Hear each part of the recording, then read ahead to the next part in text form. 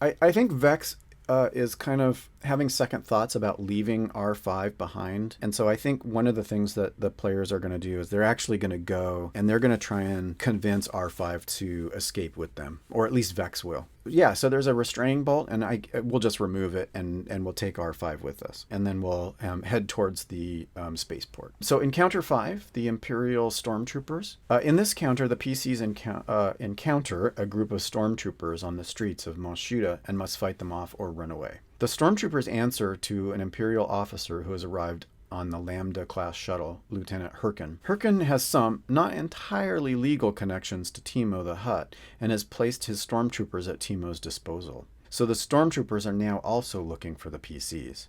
The stormtroopers break into 3-man teams and spread out through Mos Shuuta, interviewing locals and looking around the streets.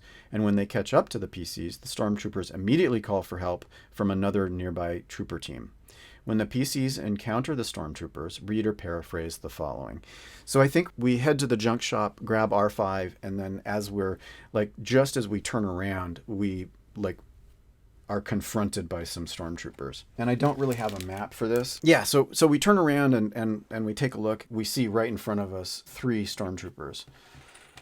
Suddenly, as the crowd's thronging the streets of the settlement part, and you see a chilling sight, 3 soldiers in white armor of the Empire's elite stormtroopers. As you see them, you realize this lead trooper is pointing right at you. You hear his voice break through the crowd, sounding mechanical through his armor speaker.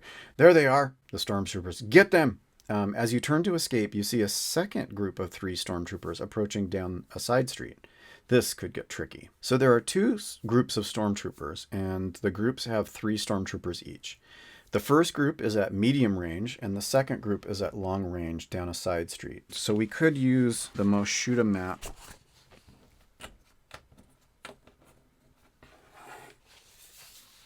So let's see.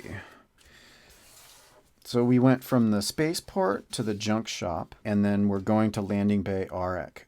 So I'd say we're probably right around this water tower, and that's when we see stormtroopers right there, and then down a side street, another group down here, as they were sort of working their way through the town. So we're going to roll for initiative using vigilance.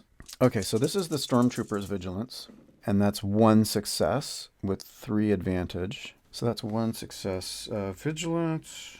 So 1 success. So that's no successes. 1 slot lower than the NPCs. And then vigilance only 1. That's 1 with an advantage. That's still a little bit less than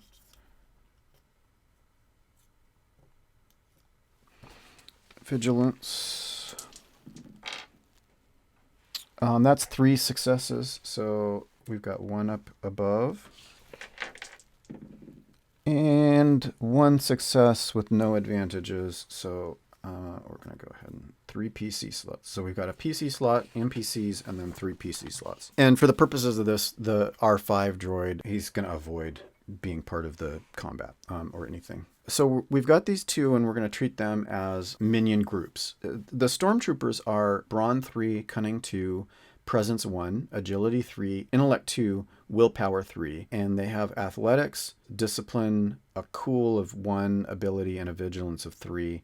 They've got Soak 5 and Wounds of 5. So they've got Soak of 5 and Wounds of 5. No Strain Threshold. They've got Blaster Rifle with 1 ability, 2 proficiency with range long, and that's heavy, so they can't use it close in.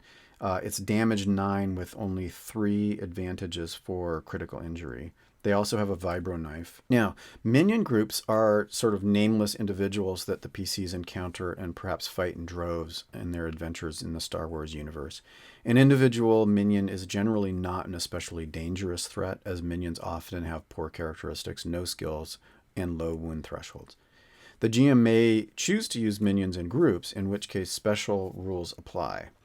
Minion groups are always comprised of identical minions, and groups of minions can be much more dangerous than minions individually. A group of minions acts together and behaves in most respects as a single character.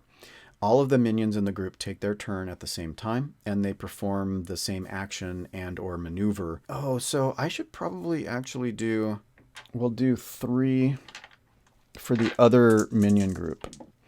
So that's 2 successes. They're going to be right next to each other. I'll just put them right next to each other. We'll just group them together. So they have a single wound threshold shared by all members of the group, and this wound threshold is equal to the sum of the wound threshold for every member of the group. For example, a group of 3 stormtroopers, each with a wound threshold of 5, has a wound threshold of 15. So that's going to be 2 groups, and they've got 15 and a soak. 1 PC.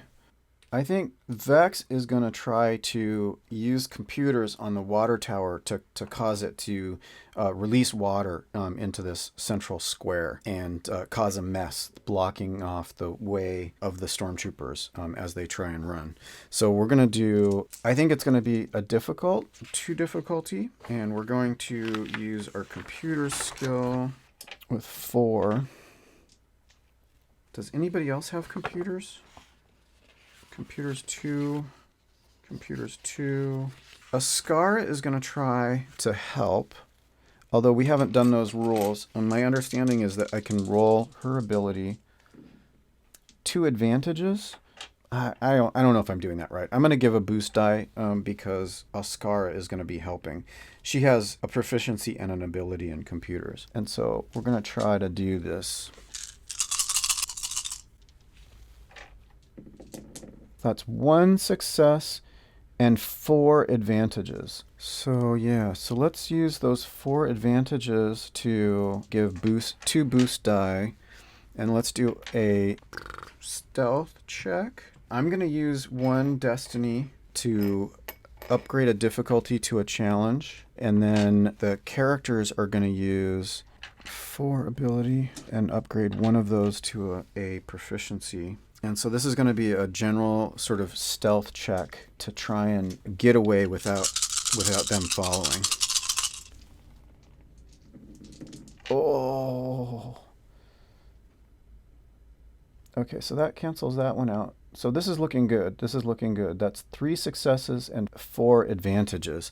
So I think what we do is we manage to release the water with just enough insanity and chaos. We go up this way as if we're leaving town, and then we double back around to go to the landing bay. So then what happens is these guys head off looking for us and then start going around the edge of the spaceport.